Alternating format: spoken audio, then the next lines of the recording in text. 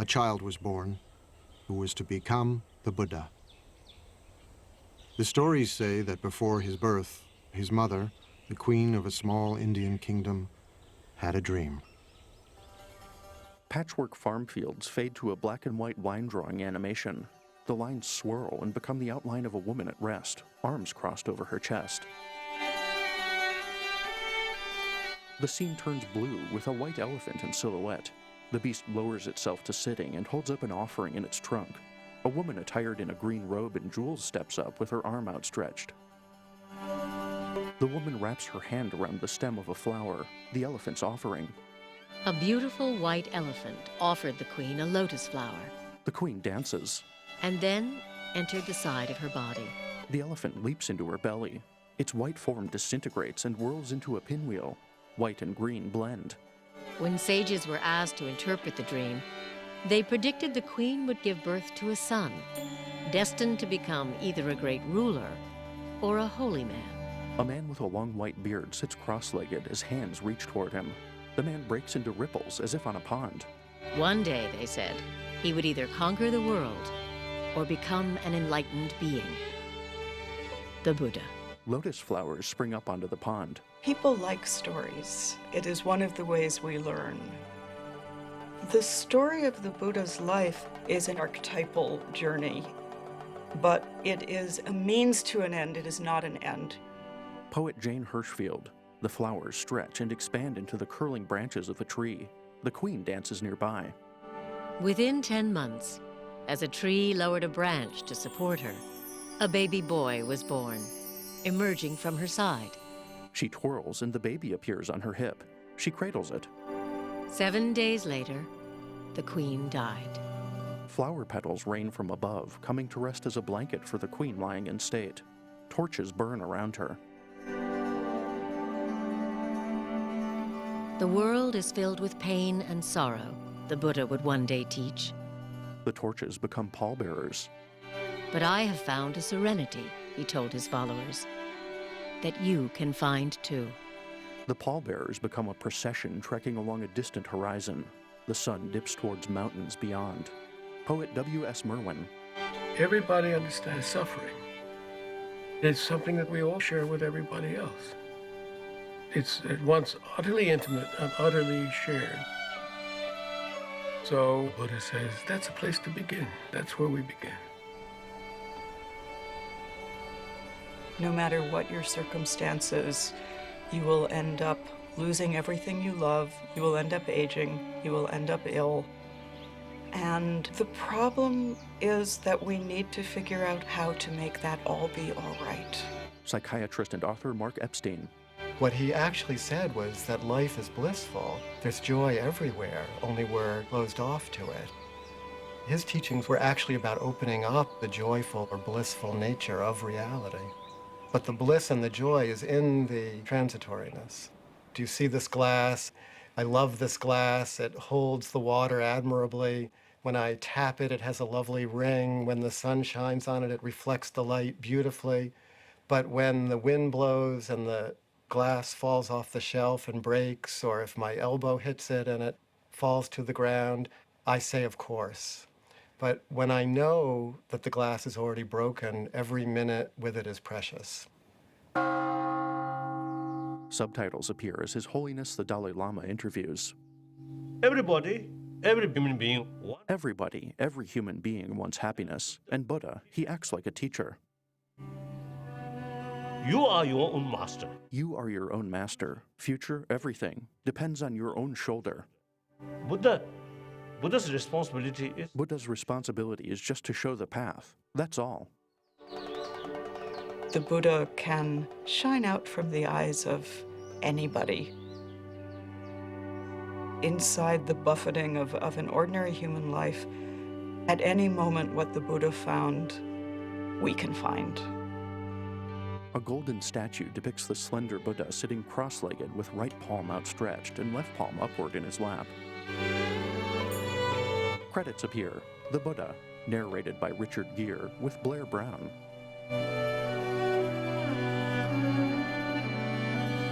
Written and directed by David Grubin.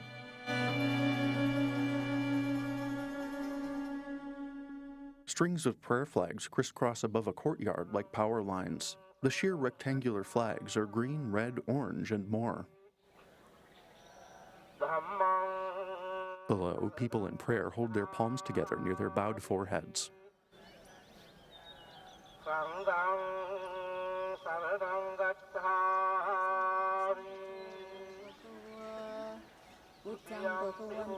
Elsewhere, a worshiper with a shaved head kneels and sings as she presses her forehead to the stone courtyard.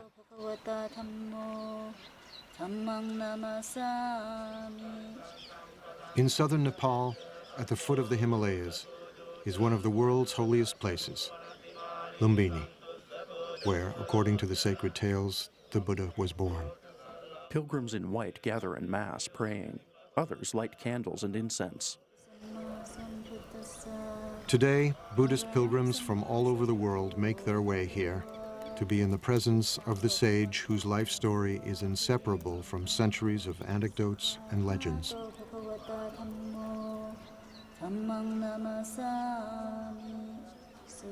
There are countless stories of the Buddha.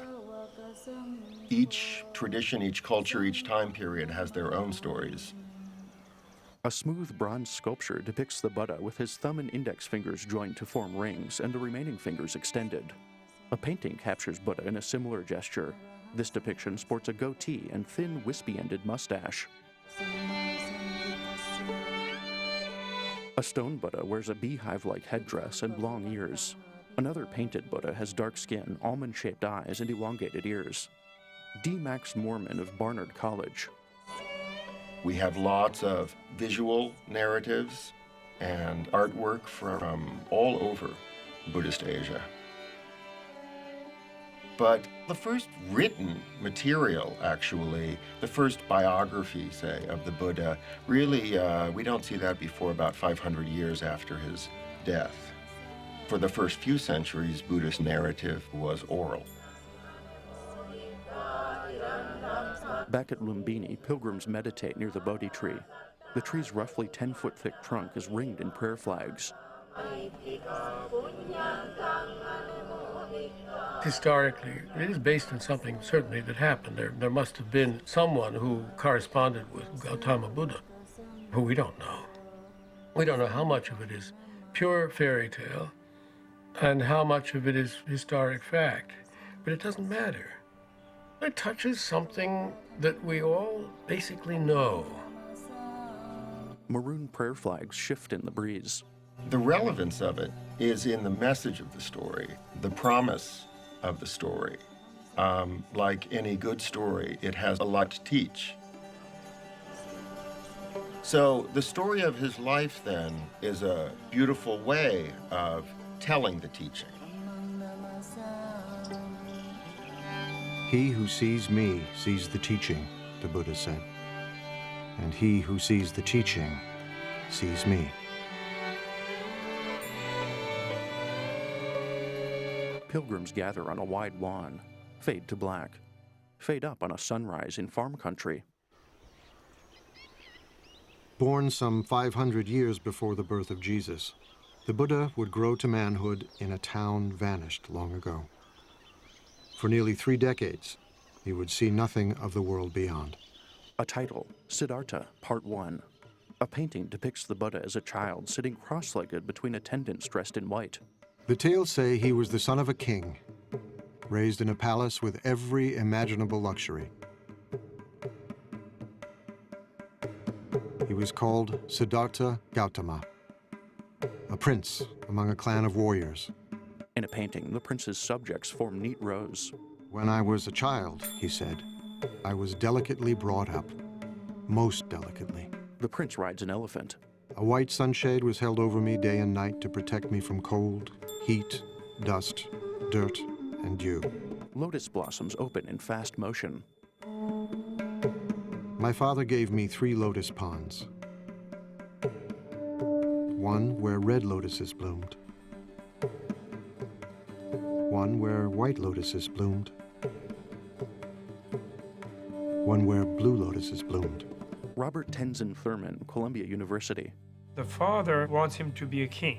wants him to conquer the world, to be the emperor of India, which at that time was 16 different kingdoms. And it was predicted that he would be able to conquer wherever he wanted if he remained as a king. So the father was creating this artificial environment to coddle him.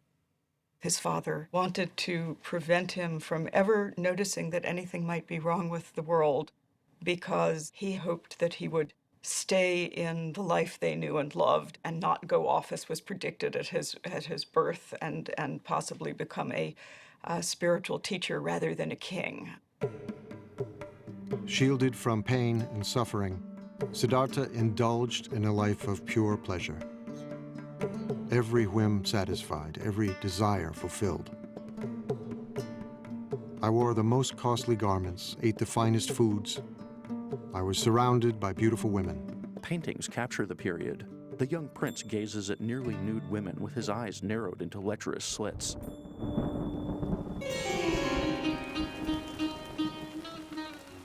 During the rainy season, I stayed in my palace, where I was entertained by musicians and dancing girls.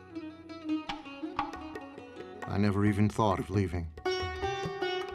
A flute player entertains the prince, who sits with his head bowed, a faint smile on his face.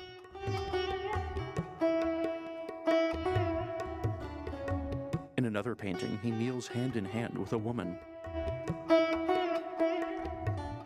When he was 16, his father, drawing him tighter into palace life, married him to his cousin.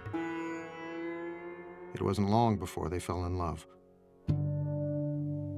He was totally in love with her.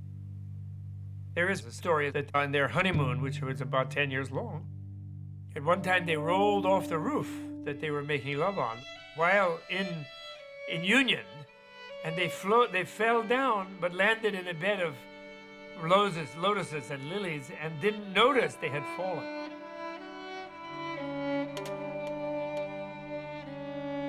And so, the stories say, he indulged himself for 29 years, until the shimmering bubble of pleasure burst. A team of 2 horses pulls the now-grown prince in a chariot. His father does everything he can to never let him leave, never let him see the suffering that life is.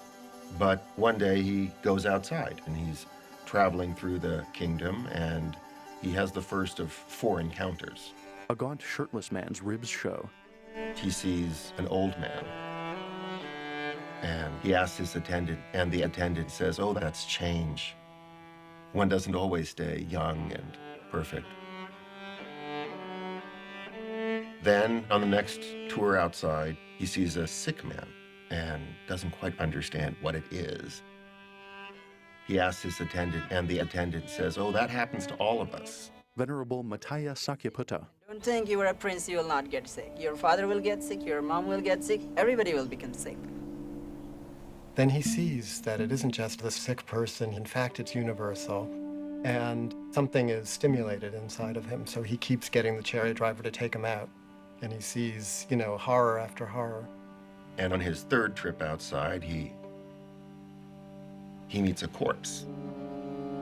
And he recognizes impermanence and suffering and death as the real state of things. The world that he had been protected from, shielded from, kept from seeing. And he was shocked. He was shocked. And he realized, this is my fate too. I will also become old. I will also become ill. I will also die. How do I deal with these things?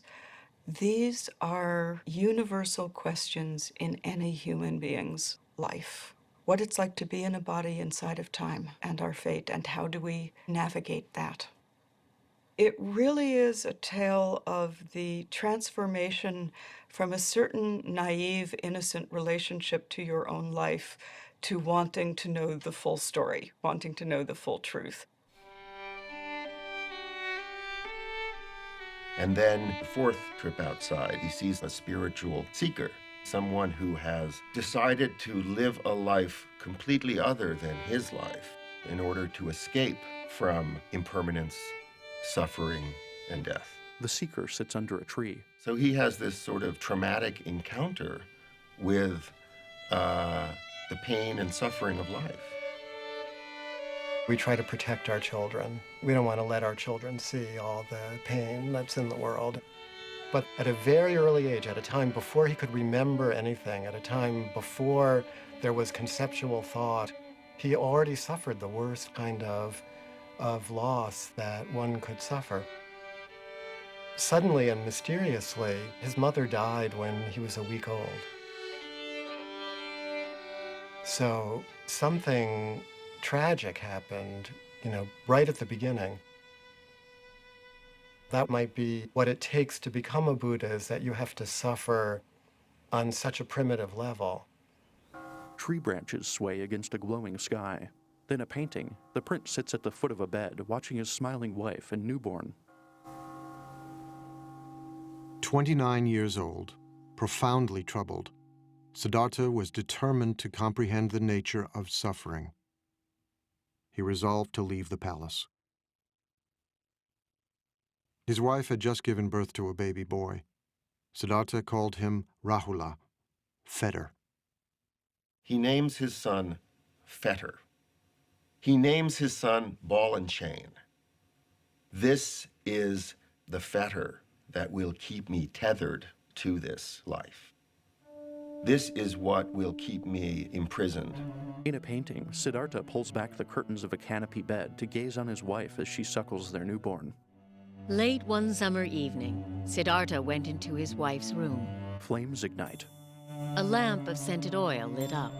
In animation, the characters appear as blue silhouettes. His wife lay sleeping on a bed strewn with flowers, cradling their newborn son in her arms. He gazed from the threshold, deep in thought. The mother strokes her child. If I take my wife's hand from my son's head and pick him up and hold him in my arms, it will be painful for me to leave. He turned away and climbed down to the palace courtyard. Siddhartha descends a ladder. Stars shine in the night sky. His beloved horse, Kantaka, was waiting. The horse rears, then gallops off carrying the prince. As he rode toward the city's northern wall, he leapt high into the air. The horse flies into the sky. A fierce face appears in a ball of fire. Mara, the tempter god of desire, was waiting. Golden crowns appear and fill a map of India. You are destined, Mara told him, to rule a great empire. The crowns spread throughout Asia. Go back, and worldly power will be yours. Mara opens his mouth, exposing pointy fangs. Feathers crowning his head twitch. Siddhartha refused. Cracks spread across Mara's face, and the god disintegrates.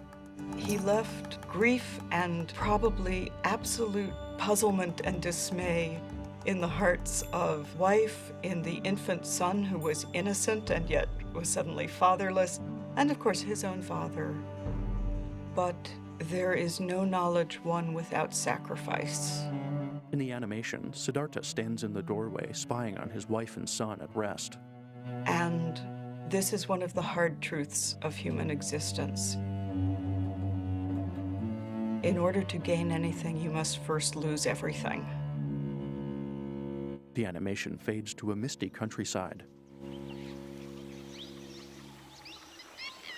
Siddhartha was alone in the world for the first time. A bird flaps above smooth water. On the bank of a nearby river, he drew his sword. He drapes a long braid over his blade. Although my father and stepmother were grieving with tears on their faces, he said, I cut off my hair, I put on the yellow robes and went forth from home into homelessness. I had been wounded by the enjoyment of the world, and I had come out longing to obtain peace. Present day, long-legged cranes step through shallow water.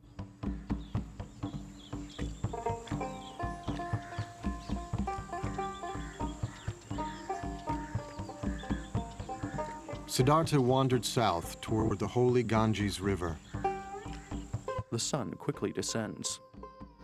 Once a great prince, now he became a beggar, surviving on the charity of strangers.